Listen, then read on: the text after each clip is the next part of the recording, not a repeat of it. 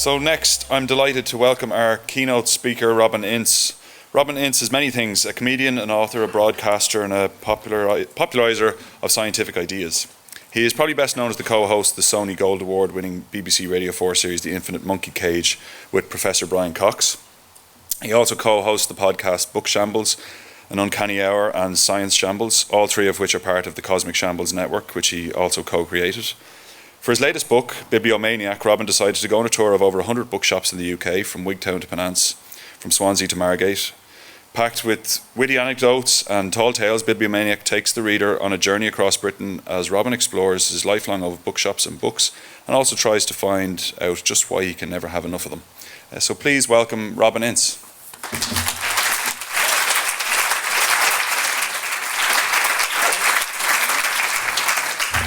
Hello. I don't know why there is a description. Atlantic have that description that my book is full of tall tales. It's true. It's really true.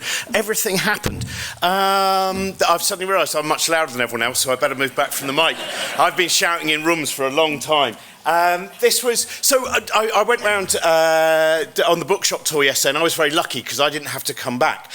So I just kept going around the bookshops with Aoife, and I was thinking so much about what books are, which is what I spend a lot of my time thinking about. The fact that, you know, books are stories, books are wonder, books are curiosity, books are medicine, books are hallucinogens, books are progress. You know, I was in Ulysses Books, which is a magnificent bookshop, predominantly with very collectible, very expensive books, you know, first editions of Flann O'Brien's The Third Policeman, Edna O'Brien as well. I looked at some of the Edna O'Briens and I was thinking about progress. How many of you have read The Country Girls by Edna O'Brien? Right, it's one of my favourite books. It's one of the books that when I used to have insomnia, I would go back to, because when you've got insomnia, you can't really read a new book, but you can go back to a favourite one because you know how it works.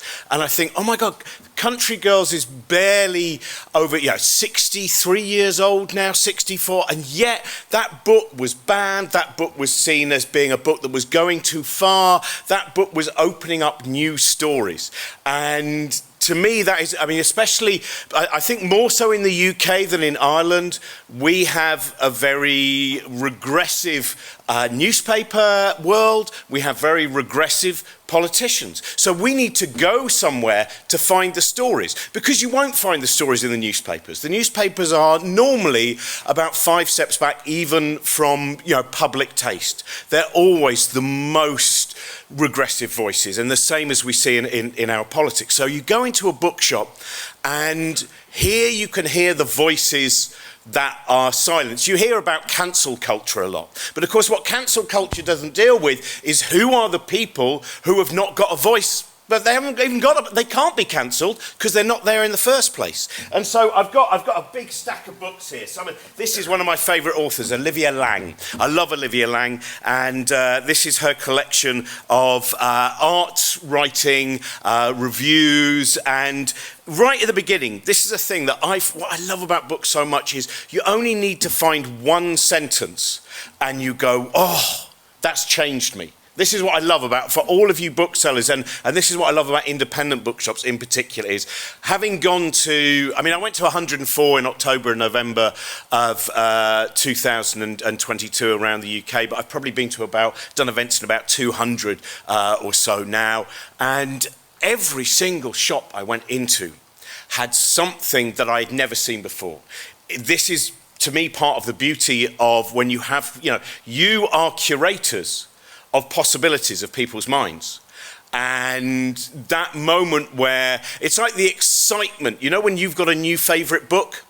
And in fact, with Aoife yesterday, we were sat having a halloumi sandwich, and she said, have you ever read Sylvia Townsend Warner's Lolly Willows? And I had never read Lolly Willows. And then we went into Chapter's bookshop, and there in the second-hand section was Lolly, and I could see the excitement. There it is.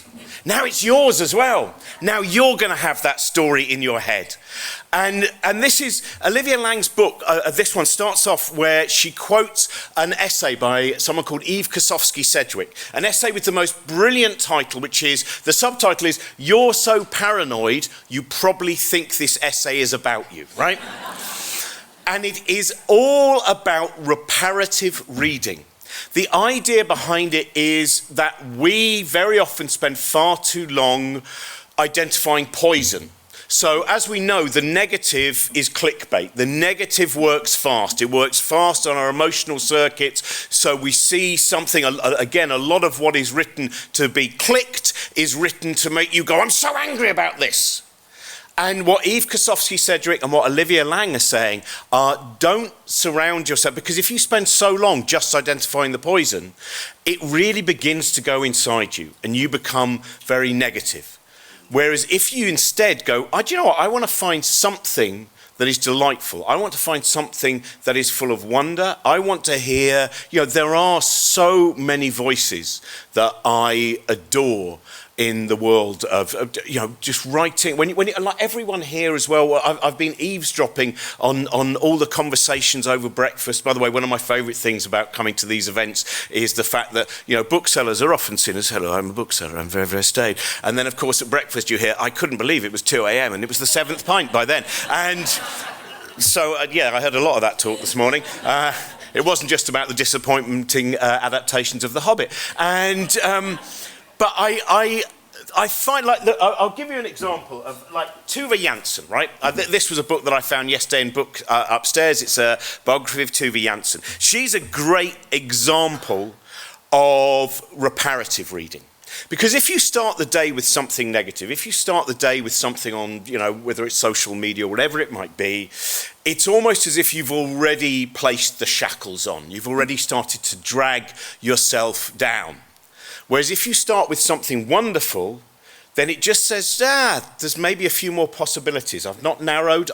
This is what I think is so important about writing generally and broadcasting and all those things is, what I always think about is, I want to keep widening the sky. When I mention the idea of books being hallucinogens, for instance, I really do mean that. I mean the fact that hallucinogens will sometimes change the way that you see the world, and you will see colours that you have not seen before. And in the same way, when you read about, I love writing about science, for instance. I've written a science book and it was a joy, and I'm not a scientist and I'm not trying to be clever. I'm just going, you don't have to be scared. I think there's a beautiful line. By the way, I'm so sorry if you've never, basically if you saw me at the RISE conference, you'll know that I destroyed 2 translators, the French translator and the German translator, because they said, can we see your speech in advance? And I said, I don't really work like that. So I'm so sorry. Basically everything you're hearing now is I was stood there and I thought, what's in my head? And then I shake it and it comes out. So if it's disappointing, at least realise it wasn't a speech. But at that moment I'll give you an example of changing the sky and changing our world, and why I think we need as many stories in our heads as possible. I mean, I found it fascinating. One of the things that you sometimes hear white male authors say is, it's almost impossible to get published as a white male author now. And I did a little bit of research by just looking on a shelf in a bookshop, and it turns out it's not nearly as impossible as you might imagine. But also, it should be harder. It should be harder and harder for people like me, because we need more and more voices. I don't want to read books by people who are like me. I was in a lovely bookshop in the Midlands of England called Dormouse Books in a little town called Belper. And the woman who runs it, she has a fantastic selection of fiction, but it happens that it's predominantly fiction by women, just because there are many great women authors, whether it's Jane Austen, whether it's Margaret Atwood, whether it's Octavia Butler, whoever it might be. And she said one day a man came in very deliberately. There was a very deliberate way that he came in with his very red trousers. And he said, I see you don't stock any books for white middle-aged men. Which was a lie, because she did have one copy of John le Carré's letters. And so it was... And I thought, what an odd thing it is to go, I can't read this. It's by a woman. It may well change my chromosomes. My Y will disappear. This is, and I find it. utterly baffling because I just think, oh my God, you're missing out on. There's a friend of mine, Alice Lowe, who's the most wonderful, predominantly a screenwriter. Actually, she wrote a brilliant film called Revenge. When she actually wrote it when she was 6 months pregnant. She then starred in it and directed it when she was 8 months pregnant. And it's a horror story in which the baby inside her is telling her to kill various people, right? And it's quite remarkable achievement. And I remember talking to her once, and she said, "You're only allowed one weird." She said, "So I'm allowed to be weird, right? Because I'm a guy, so I'm allowed to be weird. But she's a woman, and she writes horror stories. So that's too many weirds." And she said, "That's the thing you have to realise." She said, "The moment I walk into the room, they've gone, well, this is weird." She's writing, she's a woman. They're weird stories as well. This is too weird. And that realization of, one of the things, again, which I love about bookshops, because I think most bookshops are progressive in, sometimes in grand activist ways. One of my favorite bookshops, Lighthouse Bookshop in Edinburgh, sometimes it's just in, you don't quite notice it, but it's dragging you along. It's not letting you stay static, right? So we were talking about Tove Jansson, weren't we? ADHD diagnosed August 2022. Diagnosed by audiences from 1992 onwards. But Tove Jansson, I love her story. I love her. If you've, I'm sure many of you will have read some of her what we might call adult books. So I kind of try not to talk about adults and children's books because I think books are books, and when a book is really beautiful, I'm sure every one of you has had that moment of reading a children's book and thinking, "Oh my God, there's people who would never dare read this on a bus because they think, why am I reading a baby book that's all kind of pictures and stuff?" And you think, oh, there's so many beautiful things in so many children's books. But her book Fair Play, I don't know if any of you have read that collection. It's kind of a novel, kind of short stories, very much based on her own relationship. And the thing that sums up to me the brilliance of how Tove Jansson can change the way you see the world is it's not that she's talking about how hydrogen turns to helium and creates the lights of stars. It's sometimes very little things about the beauty of love. And one of the stories is her and her partner have noticed there's a new Rainer Werner Fassbinder film that is going to be on television that evening. They have a shelf which has all of their VHS tapes of Rainer Werner Fassbinder, and they realise it is now full and there is no more space for Rainer Werner Fassbinder tapes, so they must build a new shelf. And it's worthy of a story. It's my favourite story about carpentry. But it's just that magnificent thing, which is you don't always have to be looking at the sky and looking at the stars. I was talking with some people the other day about that bit where you can look at anything. You can look at a wall and you can start thinking about that wall. You can start thinking about how many hands made that wall, about how many minds thought about that wall. You can look at things like you can see the little bits of shrubs and flowers that are growing out of the wall, and the fact that human beings went, we've built a wall, we've solidified nature, and then nature went, I found a little crack there actually, and I'm going to grow out of that. So everything becomes beautiful. Tove Jansson's, it's not called The Exploits of Moomin Papa now, but that's the first version I read. Change its title, I forget what it is. But it opens with this line. If you compare starting with a newspaper columnist to starting with Tove Jansson's Exploits of Moomin Papa, the opening line of that, Moomin Papa is in his garden, and Moomin Papa is looking at the fireflies embroidering their mysterious signs on the velvet dark, a sign of a short but happy life. Now, to start the day by thinking of these tiny creatures embroidering their mysterious signs on the velvet dark, to think of the dark as the velvet dark, to me that means immediately your eyes are wide open. They're going to see even more because Tove Jansson has just given you that little bit of inspiration to go, why is that growing there? What is that flying there? And that to me is part of the magnificence of books. And another thing I was going to mention as well about in terms of kind of progress, I think there's also shocking things.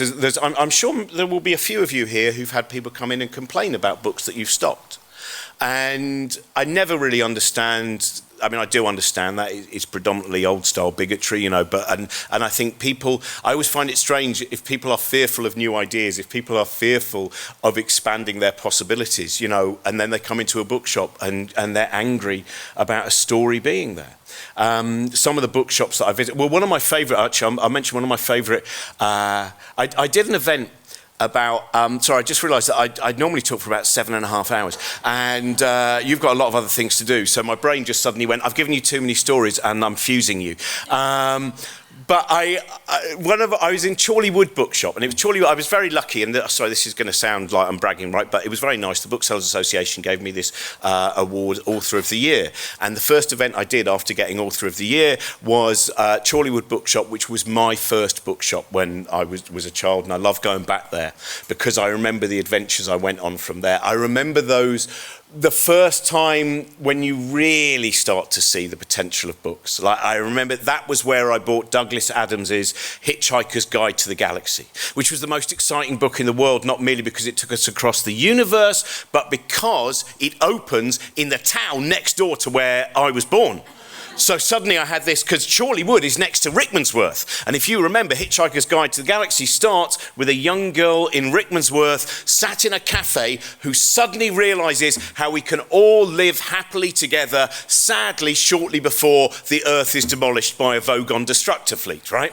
But for me, the most important element there was not the Vogon, it's in Rickmansworth. That's just right. It's the best thing that's ever happened in Rickmansworth, right? There's only two historical things that have happened in Rickmansworth. One, a fictional woman imagined the possibility of love and peace on the planet. And two, Andrew Ridgeley from the pop group Wham opened an unsuccessful wine bar there for a period of a year. So that's the whole history of Rickmansworth. But even that, you know, all of that. So, and another one I must mention, The Secret Diary of Adrian Mole, right, by Sue Townsend. Sue Townsend, who I still think is is very underestimated as a writer. She went into the mind of a teenage boy, and you know, I'd never laughed like that. You know, the first time you read a book and it really makes you laugh, and you're on public transport and you're laughing alone, and you don't care. And it's, you know, those kind of moments are so important. But I was there, and the owner of the bookshop did this lovely speech. By the way, today I'll just explain. I'm wearing this jacket, and this was my dad's jacket. My dad died last April, and he was one of the reasons that I love books, right? Because I was lucky. I was brought up in a house with books. I know lots of other people who were not brought up in houses with books. I know, like, sometimes you'll get these stupid news stories. I think the Guardian newspaper did a story which was like kind of, people with too many books. I think it's like, why do people have too many books? I get rid of my books.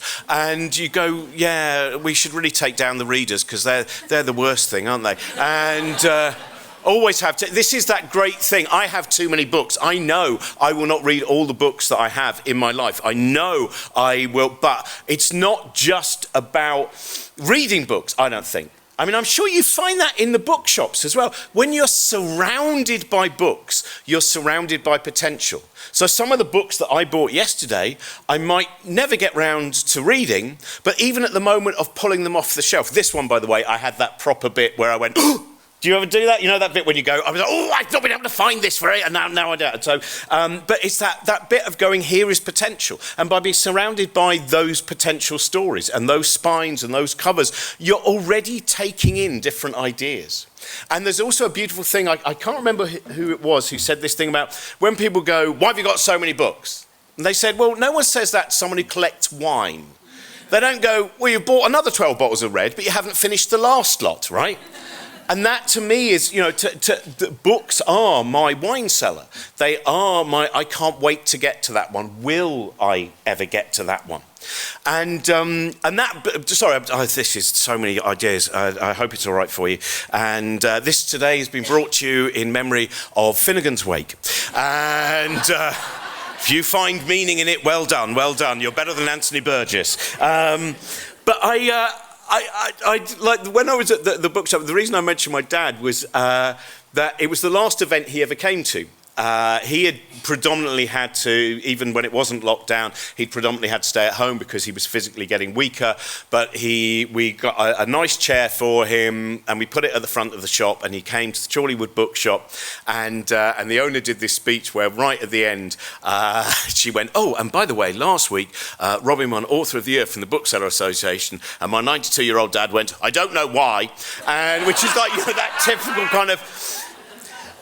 But and this is another thing that I wanted to talk about, which is books at my communication with my dad, and we never actually talked about love, but it wasn't that we also knew we were loved, both myself and my older sisters. You know, sometimes love, you know, gets said aloud. Sometimes you know it's there. I think that's the most important thing, to know it's there. It's not the most important thing to hear the words. It's the most important thing to know that someone loves you, and sometimes that's told in different ways. And I would do that with my dad, where, in fact, the last book I ever bought him, because one of the things that I would do when I was travelling around, and when I travel around, I go, like yesterday's going to all the bookshops in Dublin, is actually a pretty normal day for me on tour. It's not like, oh, because I'm at the conference, I'll go to all the bookshops in Dublin. It's like, I'm in Dublin, I better go to all the bookshops. I'm in Utah, you know, in Salt Lake City, I better go to all the bookshops. I just love going to bookshops. But it was my reason to ring him every day. So I wouldn't ring him to check how he was.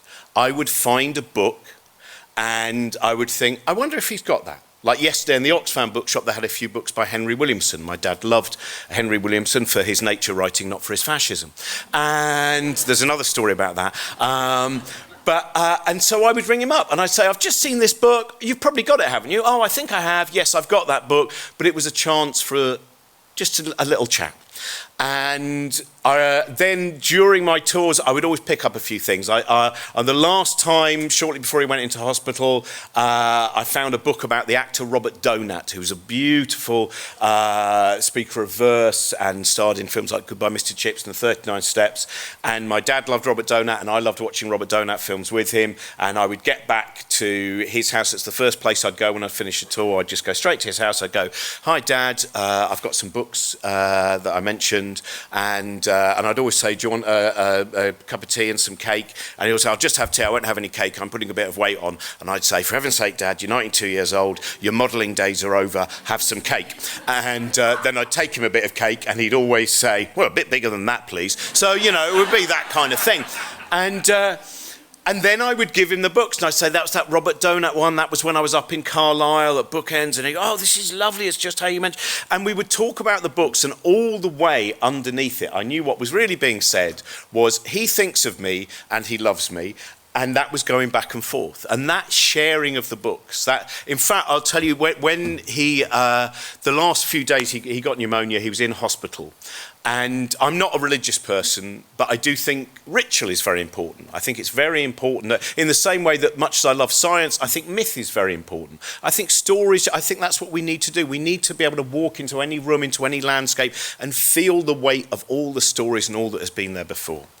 And on the last day, when he was unconscious for the last 24 hours of his life, maybe slightly longer than that, it was lovely. There were 4 grandchildren, my eldest sister and me, and then some other people who don't live nearby. They came via, Zoom and stuff like that.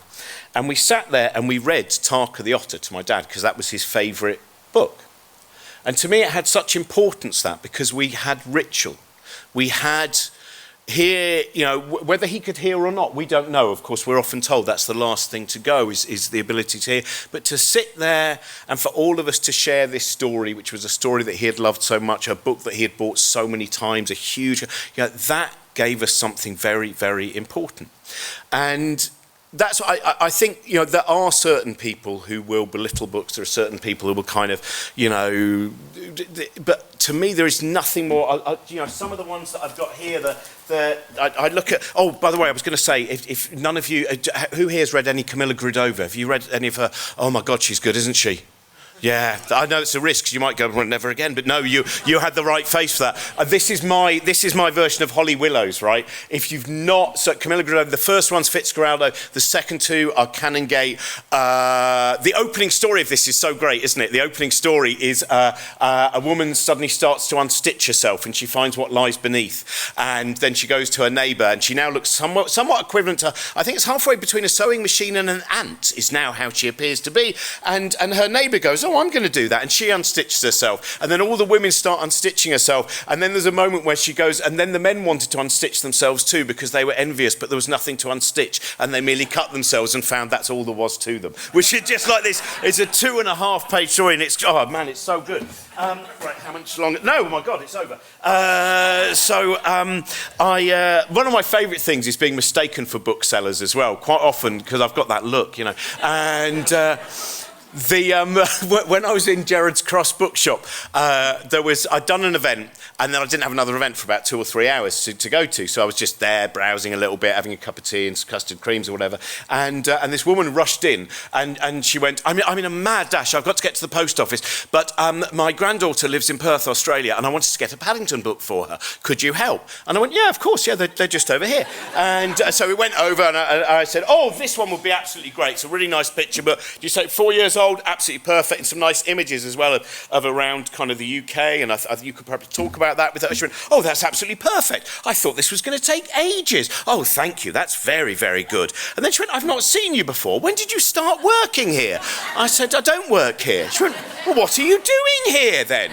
I said, well, I've just been doing a talk about my book. She went, you've written a book? I said, yeah, I've written a book. She went, well, what's it about? I said, well, some of it's about the size of the universe, and some of it's about Jane Goodall and how she changed our understanding of chimpanzees, and some of it's... And she went, oh, those things sound very interesting to me. I'm going to buy your book too. And that's a very, very slow way of getting a bestseller, but I'm working at it. I'm definitely working at it. And I love those... Another thing about bookshops as well is so many that I've been to, sometimes in small towns, the fact it is a safe place.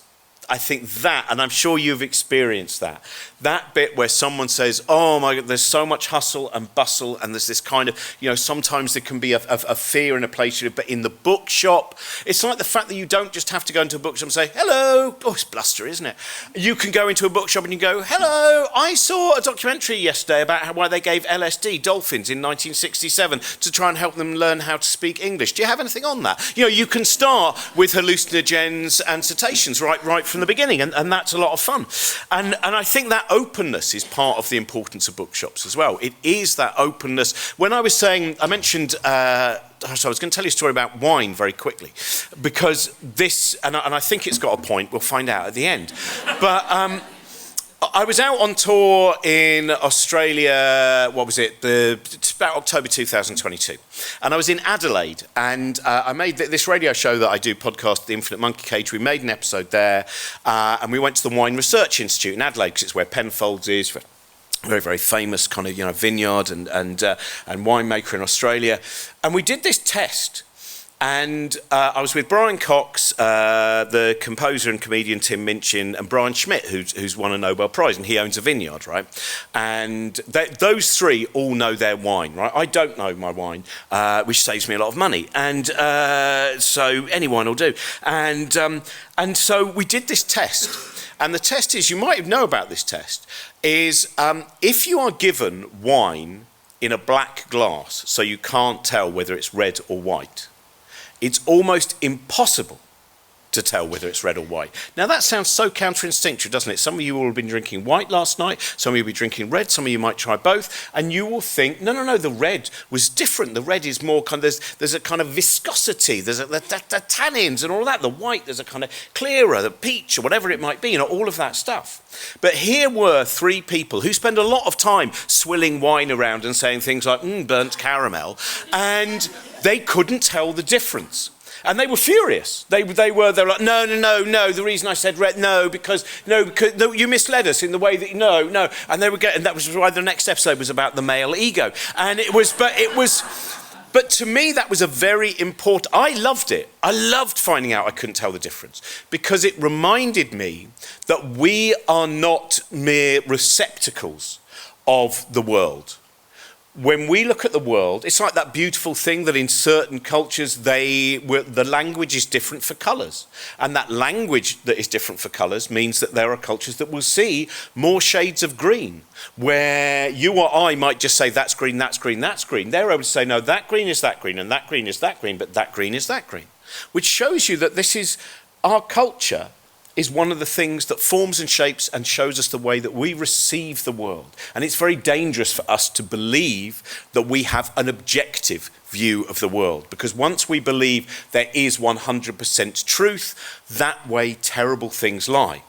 But once we can listen to people, and this again is why I think the variety, to have as many stories in your head as possible, to be ready to receive so many different ideas. I mean, of course, you know, recently we've seen an enormous amount about gender, and we've seen some very aggressive, dehumanizing language about the trans community.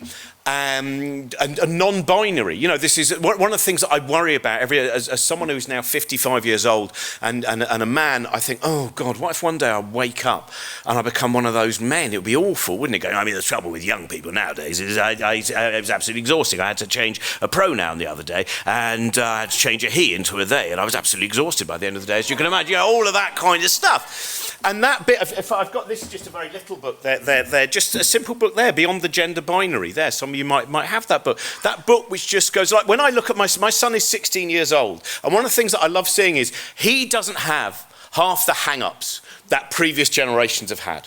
Yeah, because, and to be able to, I did a book festival, I actually programmed a book festival in the town that I live in, and we had people like Natalie Haynes there, and we had the wonderful humorist Amanda Iannucci, and we also had someone called Lewis Hancox. I don't know if you've come across Lewis Hancox.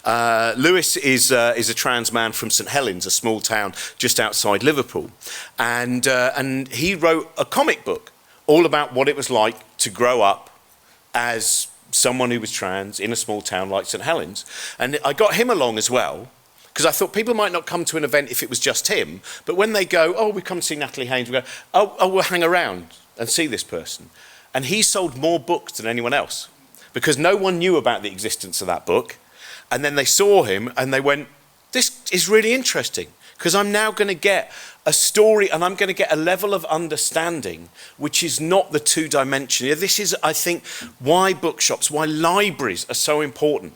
We live in a world which is so often flattened down into two dimensions, that every different cultural group, ethnicity, refugees, whatever it might be, they are flattened out in that clickbait world. And we go into a bookshop and we reinflate the world into three dimensions. Right, I've definitely run out of time now, and this is a poem that I hope I didn't do anything that I talked about in Rise, so I'm available for Lisbon, and this was because there was a phrase that quite often after I've written a book, like after I wrote Bibliomaniac, the moment I start doing talks, I realise what the book should have been about, because I always find, and I did a show at the Edinburgh Fringe Festival last year called Weapons of Empathy, because I started to realise that's what books are. They are a weapon of empathy. You know, as a teenager, to start reading, whether it was Quentin Crisp or the Joe Alton Diaries, whether it was James Baldwin, whether it was the first time that I read Octavia Butler or Ursula Le Guin or whoever it, you know, these people who have stayed with me, you know, those storytellers, or Kurt Vonnegut, whoever it might be.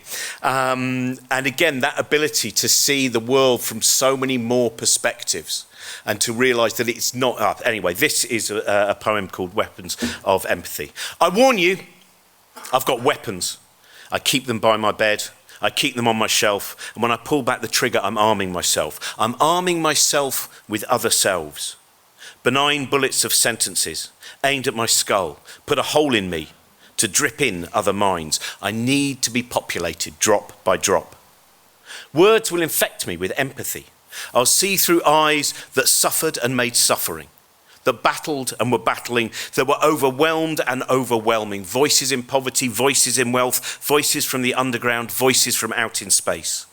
They'll loosen the chains of my bigotries. Their light will extinguish the shadows of my presumptions. I'll melt down my certainties into malleable doubts. I'll disturb the status quo that shaped me. I'll sow seeds. Informed, I'll increase my possible forms. And when I'm brimful of stories, I'll always have room for one more. When I'm alone, I have the company of ghosts. I will be connected. I lick my finger and I turn a page. Write for me. Write yourself. I want your voice on my shelf. Create for me. Create me. Create. Be my weapon of empathy. Have a wonderful conference. I hope to speak to some of you later on. Thank you very much for spreading books and spreading. Thank you.